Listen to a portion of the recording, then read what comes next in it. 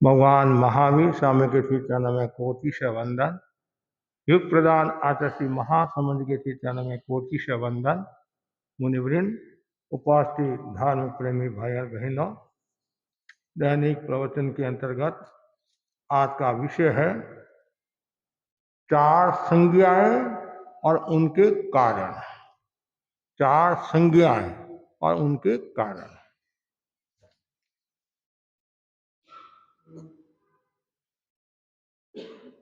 मनुष्य शरीरधारी प्राणी है। उसकी सारी प्रवृत्ति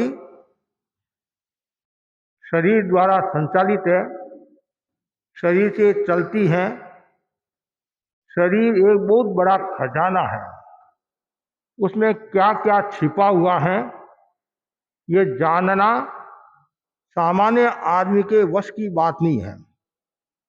प्रतिदिन शरीर को देखने वाला उसे जानता नहीं है, कल्पना भी नहीं कर सकता। इस शरीर में बहुत कुछ है, कुछ स्थूल है, कुछ सूक्ष्म है, कुछ सूक्ष्मतर है, कुछ सूक्ष्मतम है। वे बाहर आ रहे हैं और हमारे जीवन को प्रभावित करते हैं। उनकी पहचान की गई ठाणांग सूत्र में चार संज्ञाएं बताई गई हैं और वे संज्ञाएं व्यक्ति को प्रभावित करती हैं और पहचान बनाती हैं। संज्ञा का अर्थ संवेदना भी होता है, आसक्ति भी होता है। पतंजलि में इसका नाम क्लेश रखा गया है।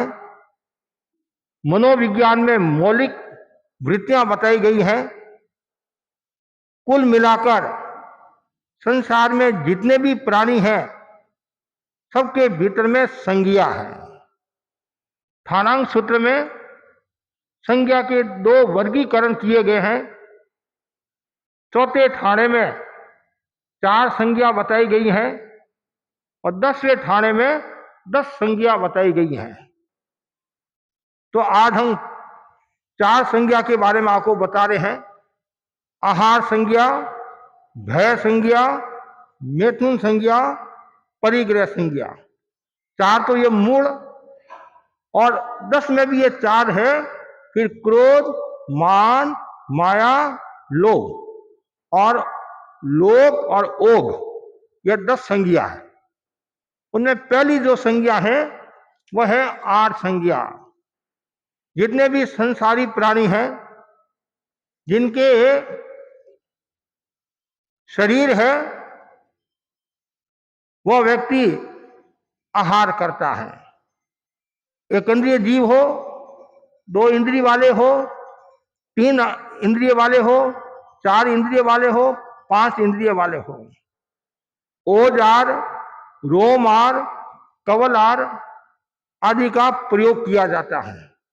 चाहे नरक के जीव हो, चाहे तिरंज के जीव हो, चाहे मनुष्य हो, चाहे देव हो, सब आहार करते हैं। और आहार जीवन को चलाता है। जीवन को संचालित करने में 2 तत्वों की महत्वपूर्ण भूमिका रहती है, आहार और श्वास। ऐसा कहा जाता है जब तक श्वास है तब तक आस है। कोई व्यक्ति बीमार हो गया, हॉस्पिटल में उसको ले जाया जाता है। जब तक श्वास है तब तक डॉक्टर उसको ठीक करने की कोशिश करता है। और ऐसे ही शरीर में भी आहार की महत्वपूर्ण भूमिका रहती है। तब आहार के संज्ञा के 4 कारण भी बताए हैं। आहार संज्ञा के भी 4 कारण हैं। खाली पेट होना, भूख तो सबको लगती है। भूख कब लगती है? जब पेट खाली होता है तब भूख लगती है। भरा हुआ पेट में भी लोग खाने की कोशिश तो करते हैं। यहां तक आया हुआ है, यहां तक आया हुआ है तो भी खाता है। आचार्य तुलसी महाप्रगति आदि श्लोक फरमाते थे, ऊर्ध्वं गच्छन्ति नोद्गारा, नादो गच्छन्ति वायवे, निमंत्रण समायातं तात ब्रूहि करोमि किम। ब्राह्मण पुत्र आपस में संवाद है। ब्राह्मण पुत्र अपने पिताजी से कहता है, न तो डकार आ रही है, न वायु सर रही है। ऐसी स्थिति में सेठ हजारीमल का भोजन का निमंत्रण आया हुआ, क्या करूं? 8 बार तो मैं करके आ गया हूं, ये 9वीं बार है, क्या करूं? पिता कहता, भोजनम कुरु दुर्बुद्धे मां प्राणेषु दयाम करूं, प्राणम दुर्लभम लोके शरीरानी पुनः पुनः। बेटा, शरीर की चिंता मत कर।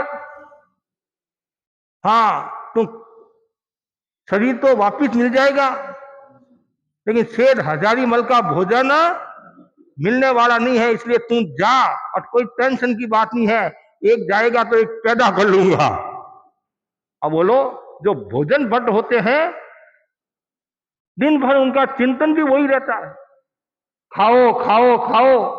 कहीं भी नजर आ जाता है तो छोड़ते नहीं है। डॉक्टर भी कहता है तुम्हारे शुगर की बीमारी है, रसगुल्ला नहीं खाना है, राजभोग नहीं खाना है। तो डॉक्टर साहब 2 गोली एक्स्ट्रा ले लूंगा, राजभोग तो नहीं छोड़ूंगा। तो जब, और यहाँ आहार संज्ञा के बारे में बताया गया, खाली पेट होता है तो व्यक्ति को भूख सताती है। कभी कभी आपने खुद अनुभव किया होगा, जब भूख सताने लग जाती है तो 2 मिनट भी आप देरी करने के लिए तैयार नहीं है। ऐसे 4 घंटा भूखे हो और महसूस नहीं होता, जब मन में आ गया कि भूख लगी है, खाना है, और उस समय यदि 2 मिनट देरी हो जाती है तो कभी कभी घर में महाभारत हो जाता है। तो इसलिए पहला बताया है खाली पेट होना। दूसरा बताया है भोजन संबंधी बातें सुनना, तरफ भोजन को देखना। भूख कब लगती है? आपस में आप बातचीत करते हो।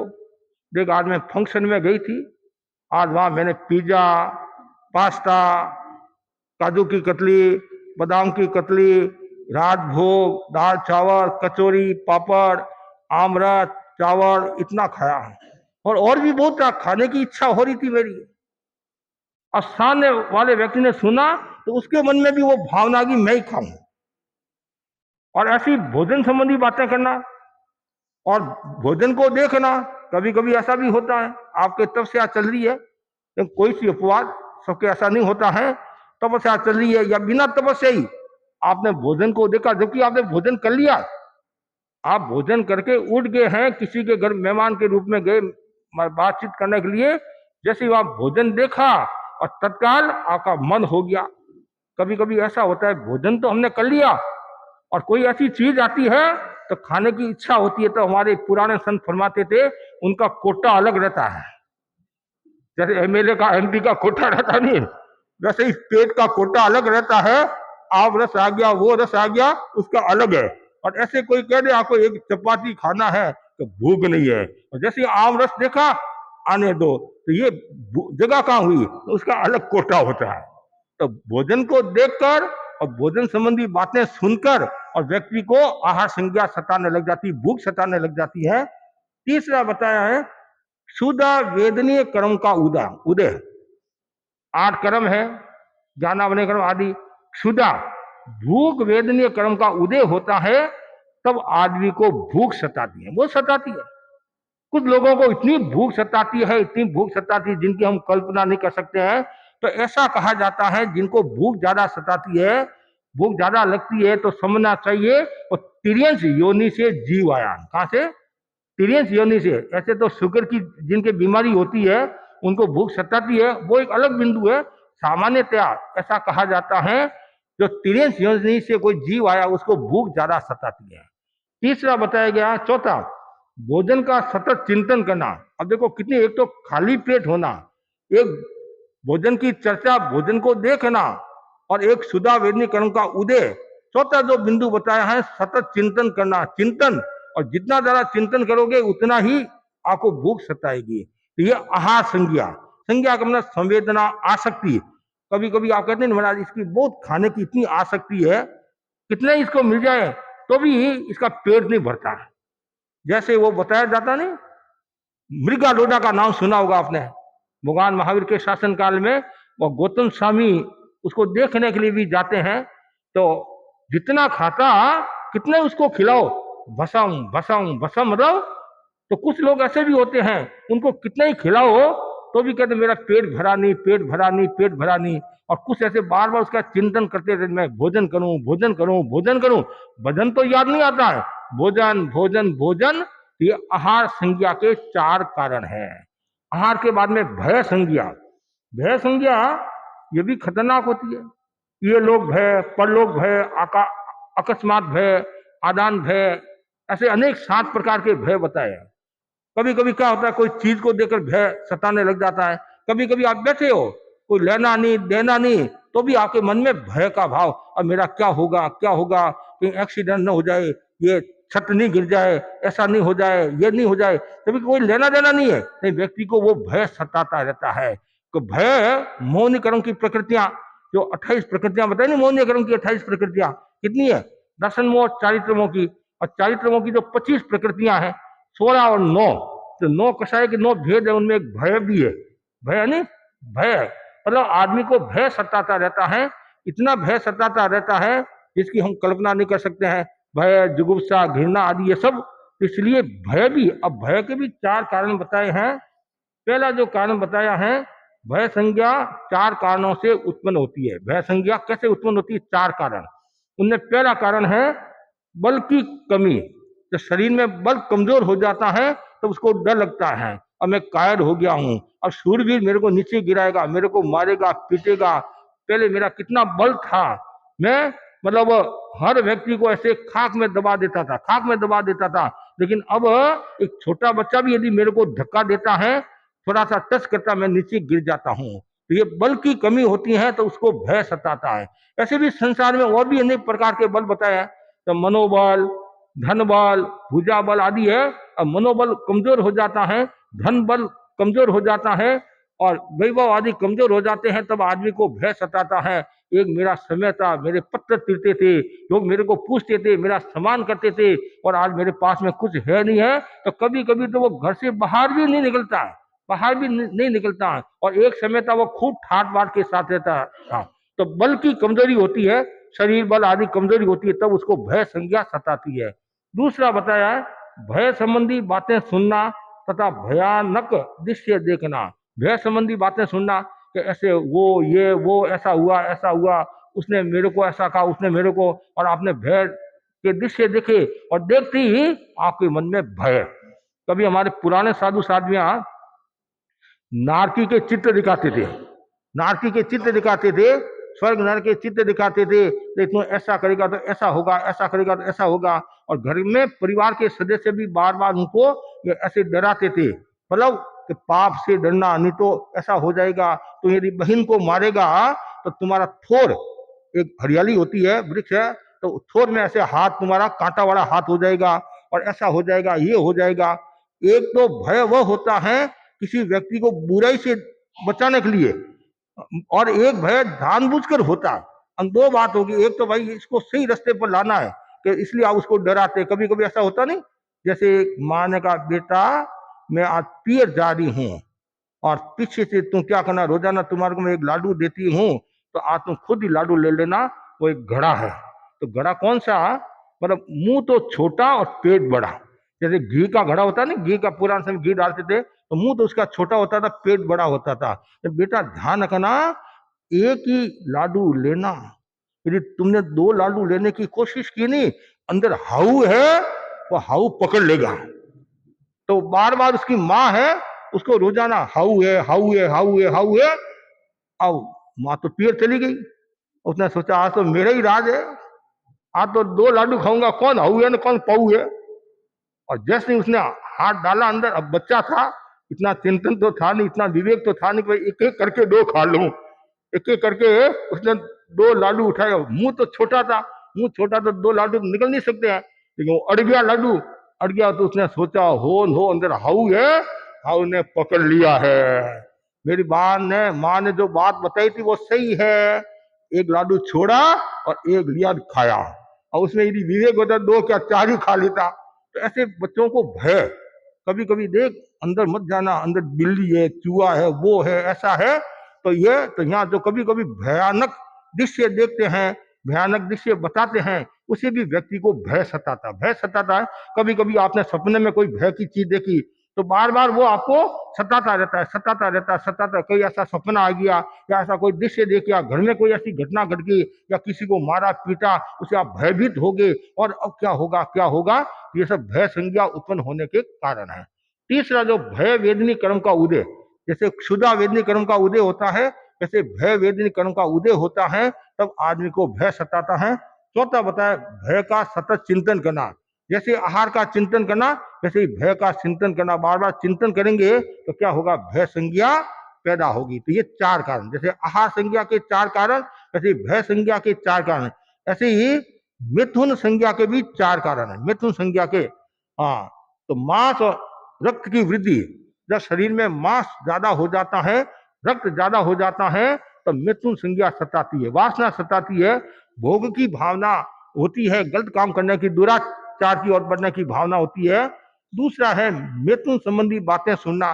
कभी आप कोई दो व्यक्ति मिल गए, मिथुन संबंधी बातें करने लगे, या कोई दृश्य आपने देखा, कोई चित्र ऐसा देखा, तो उससे भी क्या होता है, मिथुन बढ़ाने वाले पदार्थों को देखा, इससे क्या होता है, बार बार मिथुन की संज्ञा बढ़ती जाती है। इसलिए ज्ञानी जन कहते हैं, हमारे दशकाली सूत्र में इतना आया है कि साधु, जैसे किसी व्यक्ति ने आंख की कारी कराई, पहले कारी कराते ना, आंख की कारी कराई, आंख ऑपरेशन, मतलब कारी, वो कपड़ा रखते थे, तो डॉक्टर कहता था सूरज को नहीं देखना है, सूरज को देखेगा तो आंख तुम्हारी खराब हो जाएगी, मतलब वो सावधानी रखना है, कुछ दिन तुम्हारे को अंधेरे में रहना है। तो वैसे हमारे आचार्य भगवान ने कहा है कि जो साधु है वह भी ये ध्यान रखे, स्त्रियों के मोले में नहीं रहे, और जहाँ वासना वाली बात हो वहां नहीं ठहरे। इसलिए हमारा सामान्य नियम नहीं, बसते घर में नहीं रहना, सामान्य नियम है बसते घर में नहीं रहना, क्योंकि सब तरह के परिवार के सदस्य होते हैं, कभी कोई बात करता है, कभी कोई बात करता है,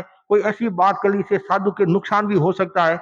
इसलिए ये सावधानी रखने की बात है, मतलब मिथुन संबंधी बातें सुनना तथा मिथुन बढ़ाने वाले पदार्थों को देखना।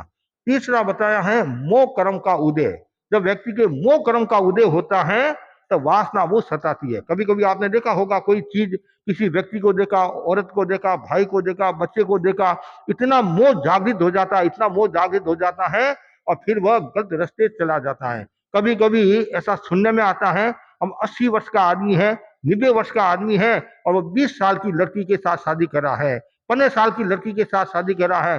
पूछा क्यों, कि बस मेरे को मोह हो गया, अब मुझे इसके साथ शादी करना है, और मैंने कर ली। तो ये मोह के कारण कामना वासना पैदा होती है।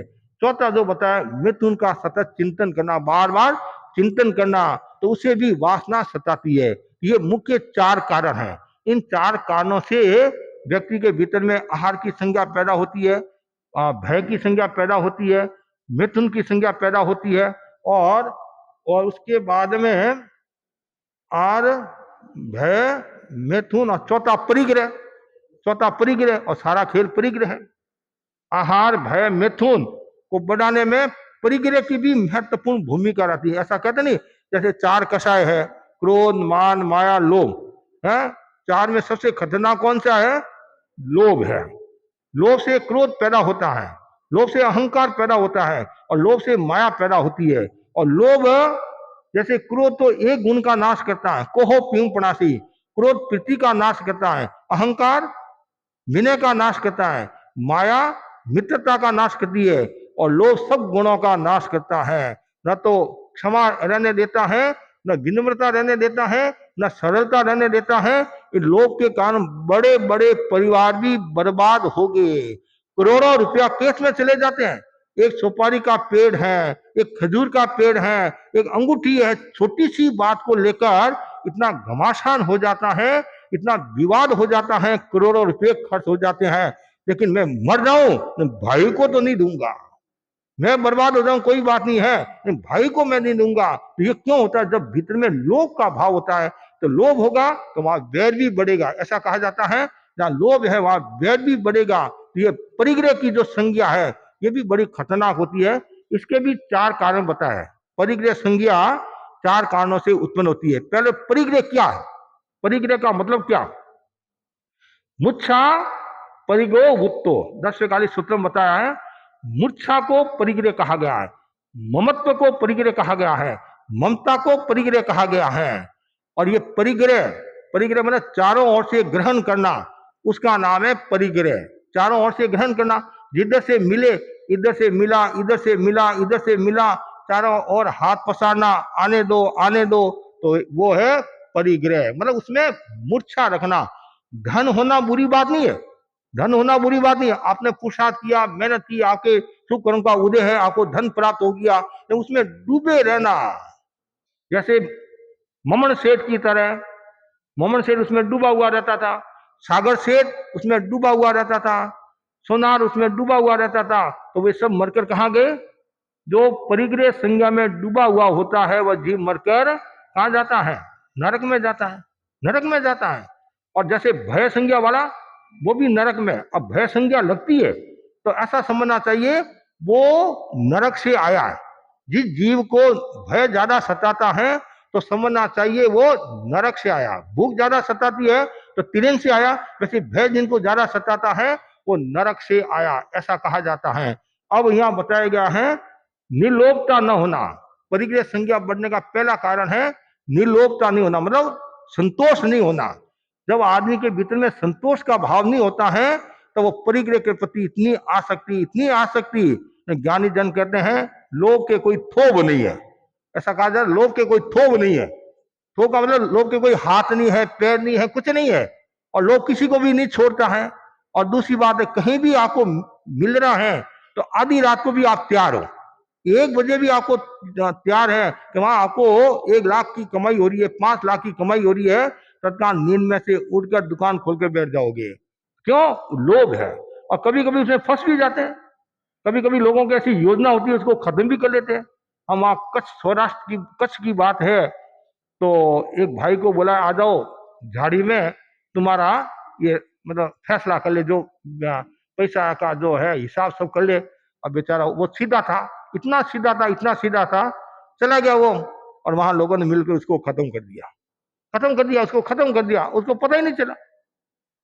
और ऐसे उनके 2 भाई ऐसे गए, दोनों ही अच्छे थे, दोनों ही ऐसे चले गए।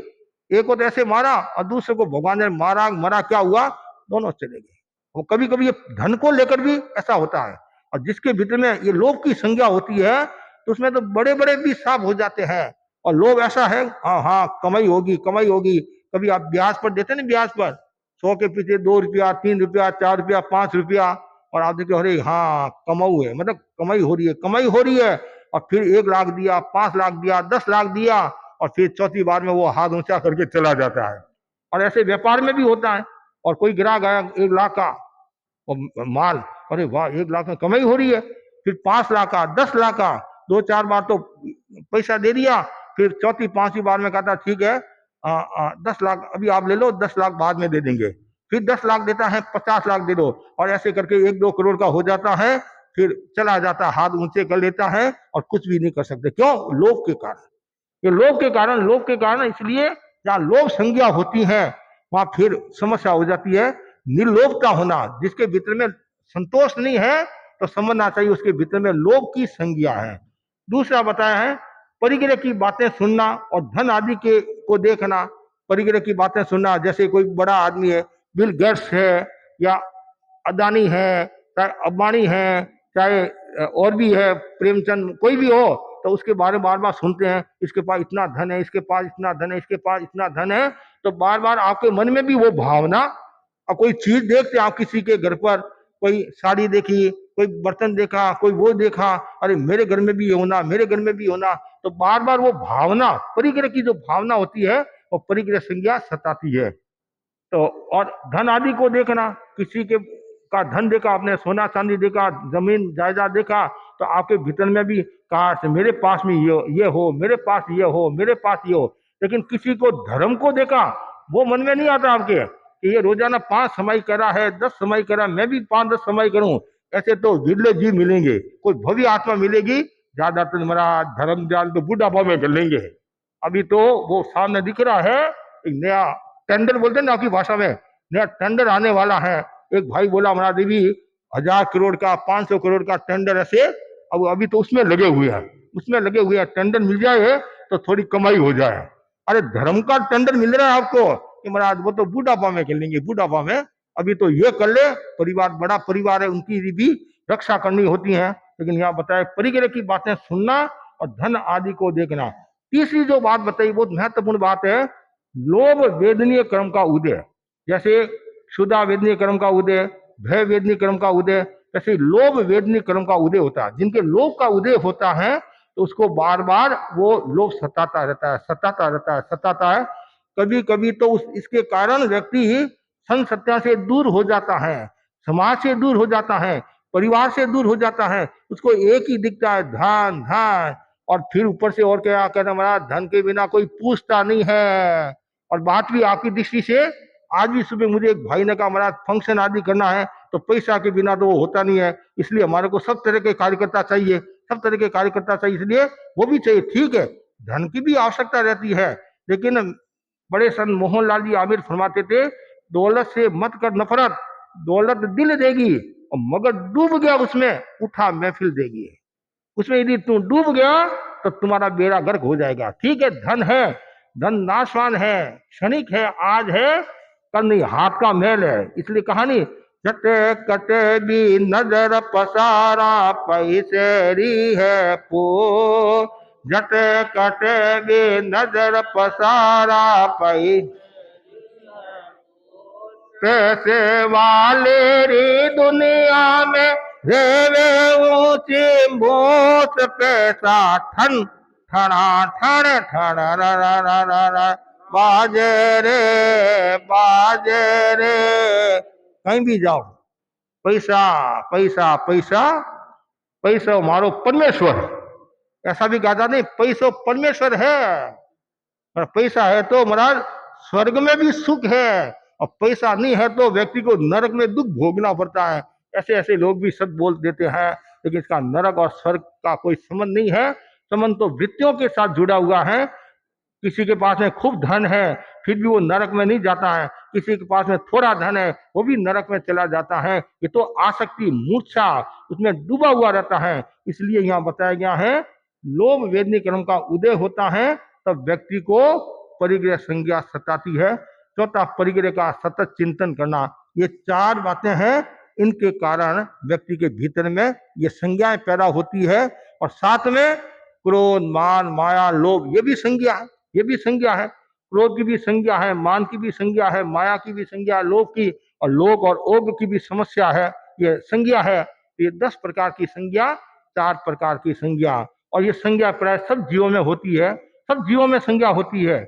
मतलब शायद एकंदरी जीव है उनमें भी आहार संज्ञा है, भय संज्ञा है, मिथुन संज्ञा है, परिग्रह संज्ञा है। आपने कभी देखा होगा, आप किसी वृक्ष के पास में गए और आपकी मुद्रा भयानक है, तो जैसे वृक्ष आपको देखेगा तो उसके मन में भी वो भय का भाव पैदा हो जाएगा। ये सूर्यमुखी का होता है, सूर्यमुखी ऐसा कहा, उसको देखते हैं तब किस मुद्रा में है तो वो वैसा उसका रूप हो जाता है। तो वृक्षों को भी भय लगता है, पशुओं को भी भय लगता है, मनुष्य को भी भय लगता है, देवता को भी भय लगता है। जब देवता का च्युत होता नहीं, देवता आयुष्य पूर्ण करके मनुष्य लोक में आ रहे या और कहीं जा रहे हैं, तो जैसे ही वो देखते 6 महीना पहले उनको पता चल जाता है अब मेरा आयुष्य निकट आ गया है, अब मरना है।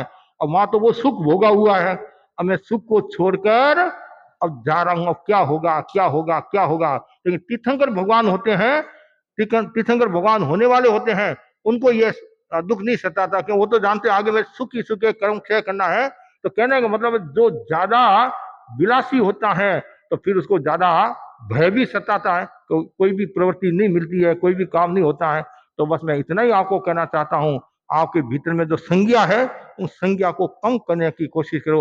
एक दिन में तो नहीं होगी, चाहे मैं हूं चाहे आप हो, लेकिन बार बार चिंतन करते जाओ, चिंतन करते जाओ कि मुझे मतलब अनासक्ति का जीवन जीना है और मेरे भीतर में कोई प्रकार की संज्ञा न रहे, संज्ञा न रहे। धीरे धीरे उसके लिए क्या करना, अनुप्रेक्षा करो, स्वाध्याय करो, ध्यान करो, आत्मचिंतन करो, जप करो, प्रवचन सुनो, सत्संगत करो। बार बार संतों की संगत करने से भी आपके भीतर में जो संज्ञा है उनको कम किया जा सकता है, भीतर में जो वासना है कामना है उनको कम किया जा सकता है। तो बस सभी भाई बहन ये भावना भाई, हमारा भी वह दिन आए हम भी संज्ञा से मुक्त होकर, आसक्ति से मुक्त होकर परम तत्व को प्राप्त हुए, सिद्ध अवस्था को प्राप्त हुए, इसी आशा के साथ ओम अरहम।